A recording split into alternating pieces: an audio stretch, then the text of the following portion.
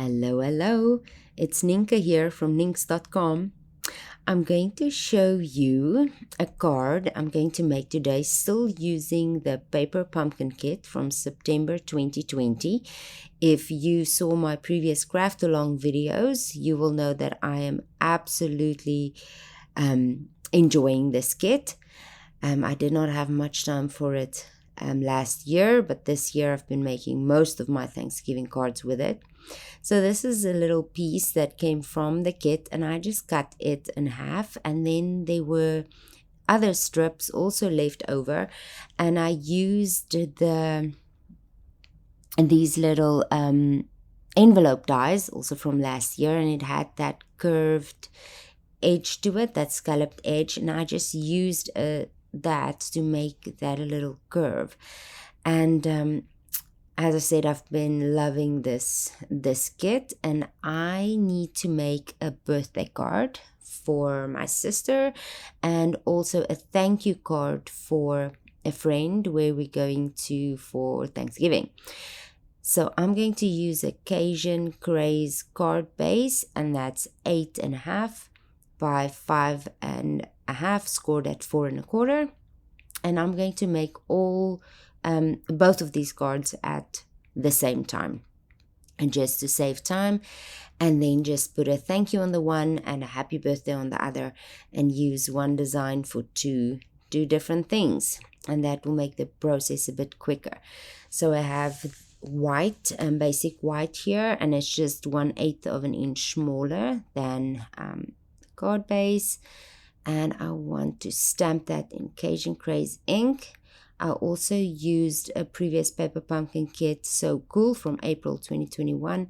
It's got a nice big happy birthday stamp in there, and I wanted the sentiment on these cards to be really big and bold. I also want to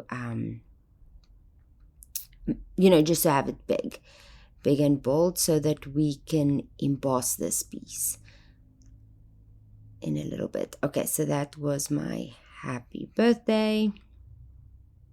Clean off the stamp using my chamois.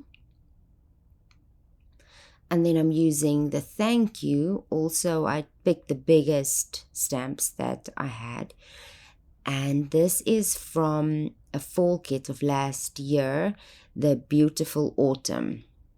So I'm going to use that as the thank you. Also in the Cajun Craze ink. I lined this up with my grid on my craft mat, and the silicone craft sheet is so nice that you can actually see your grid lines through it. So I just used my craft sheet for a little bit of cushioning, and then lined it up. This is my favorite embossing folder right now, the Tasteful Textiles. I'm going to emboss that, both pieces with that, and then be right back. So here I'm back with that. So I embossed right over the stamp, and that is just the absolute beautiful texture I felt that created. If you stamp after you did your embossing, you might not get a nice impression of your stamp. So first do your stamping, and then do your embossing over that, and you will get a nice image just with some texture. So I'll just put my card front onto the card base.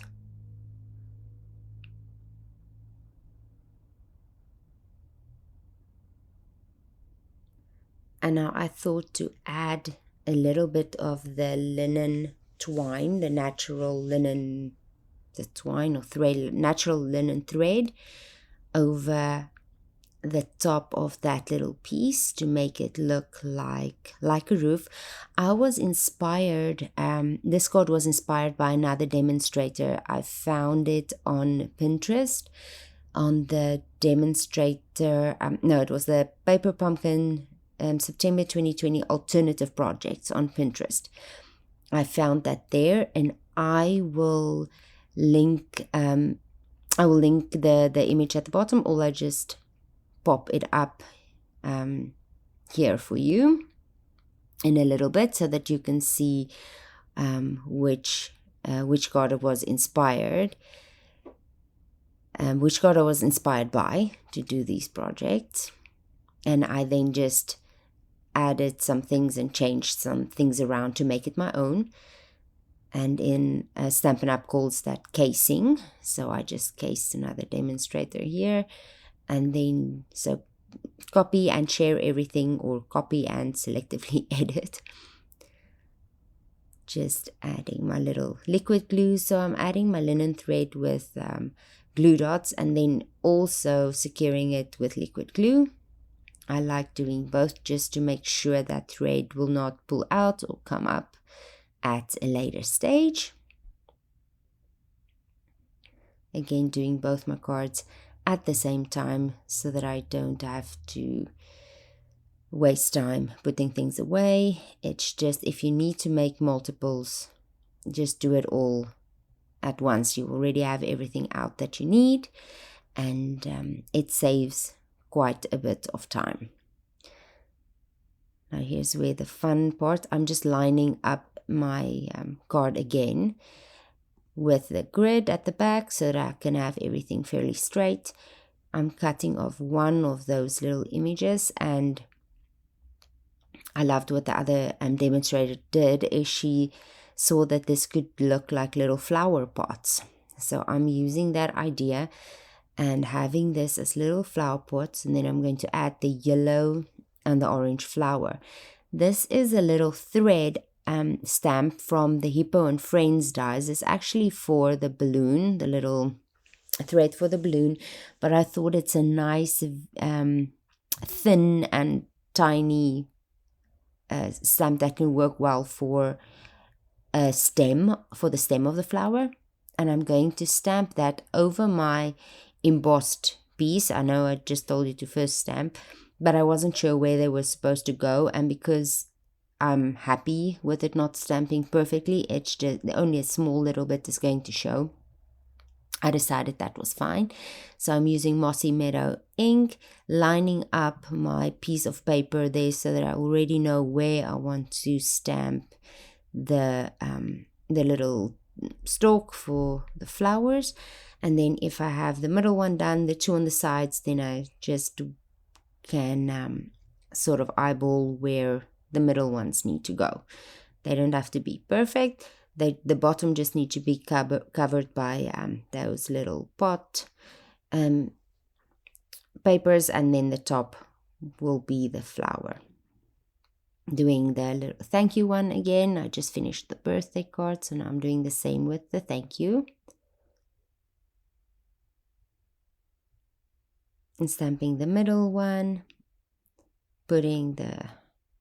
using my cardstock as a guide, and then doing the sides, and then I can just go ahead and fill in the middle.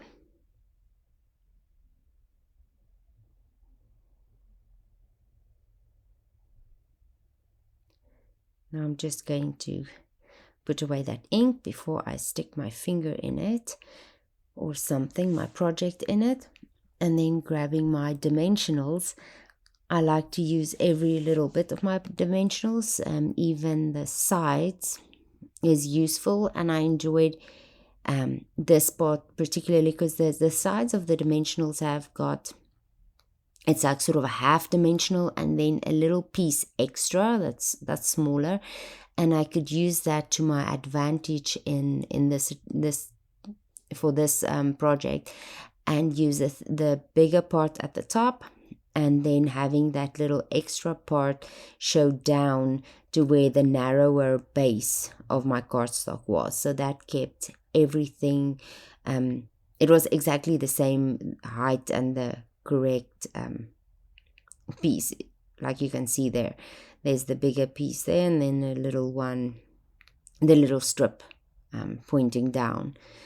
So that fit perfectly.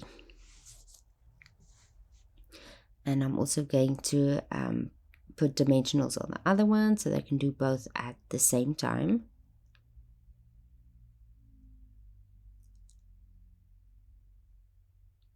This is also a very good use of every little piece of dimensionals.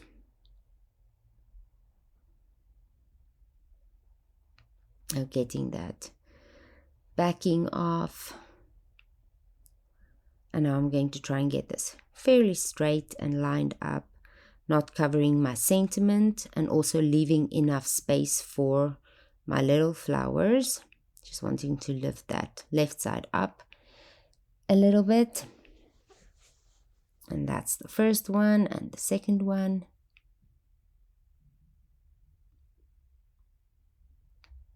I could also use my Take Your Pick tool to remove those backings.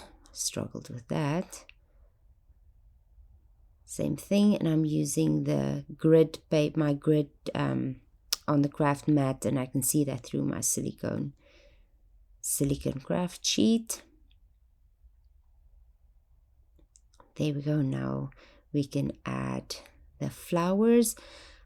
You got a whole lot of these little orange and yellow, and also cinnamon, not yellow, pumpkin pie. What's the colors? Pumpkin pie, bumblebee, and cinnamon cider, I think. I popped out the little centers. You could leave them in if you want. I like to pop them out. They look nice for me with the centers popped out. And then I'm going to use the pumpkin pie ones, and as soon as I can get this one to come out of the die cut there we go. And then also the bumblebee ones, I'm going to use some of them. Popping out the centers again. That's all up to you if you want to leave that or use it. I ended up putting some pearls in the middle anyway, so that would give it some extra sticky with the dimensional at the back anyway.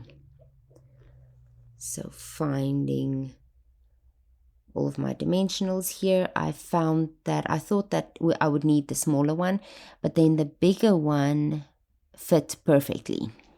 So I'm just going to use, it's a little bit of a just positioning to get it right in the middle with no dimensional showing, but it fit perfectly. And they're normal dimensionals, I didn't need the mini ones. So I'm just going to add all of my dimensionals first and then pop those little flowers up.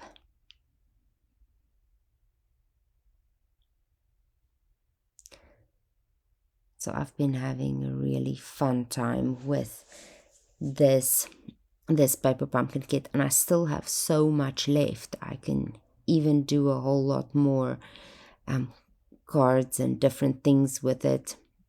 But yeah, that was really, really fun. Time to move on to Christmas. So I have fun projects coming for Christmas.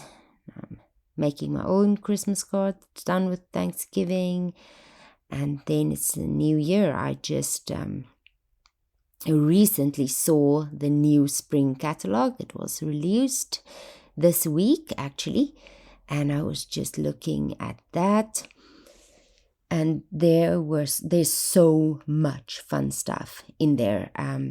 I'm super excited to show you what I'll get and what we're going to play with. It's a bright catalog with a lot of fun paper, a lot of fun stamp sets, and it's I'm really excited, really, really excited to play with that, to get my hands on the stuff and start playing with the new catalog. It's really, really exciting. I wasn't that excited about the last one or two catalogs. There wasn't a lot of things in there that I really loved, and now this new January to June mini catalog is just filled with amazing product that I love.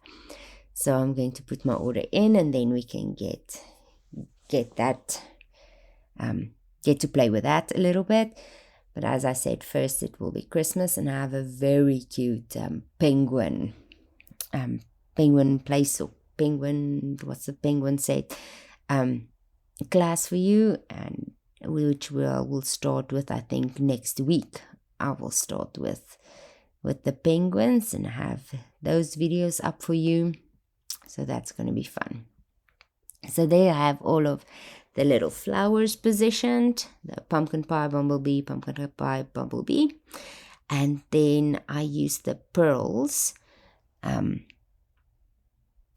basic jewels. I thought that they would be very cute with this card, and I'm going to add one to each of the centers of the flowers. Doesn't that just make them complete the whole card? Just have that little shine in there. Absolutely love that. 5 of them on this one, and then I will also add 5 to the thank you card.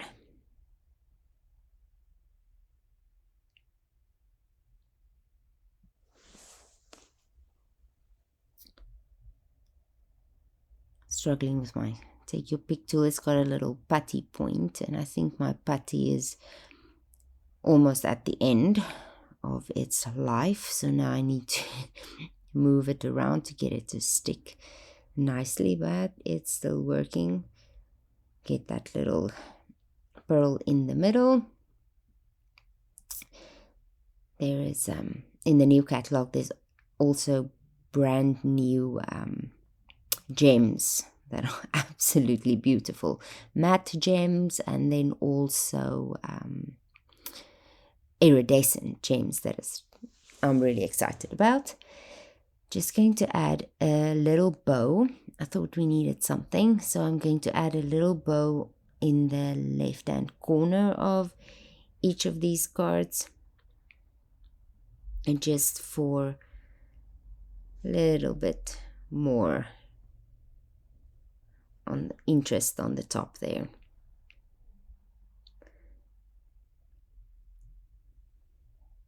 The one doing the second one real quick, and you could also just have wrapped this around, like wrapped around twice and then tied the 2 ends together. It probably in hindsight would have been easier to do that instead of cutting the pieces and sticking that with a glue dot and then coming back, taking a piece and tie the bow in there. But I also feel that it saves a bit of twine if you do it this way, and I didn't feel much more work, but you can definitely just wrap it around and then tie the 2 ends. I'm just fiddling with my bow here. There we go. That one side wanted to curl up, so I just needed to make that tight and straight and go the way I wanted. There we go. Trim, and then just trim off the ends so that they're the same length, and add a glue dot. I want to add a glue dot right underneath my bow so that it won't slide around when you're putting the card into an envelope or pulling it out.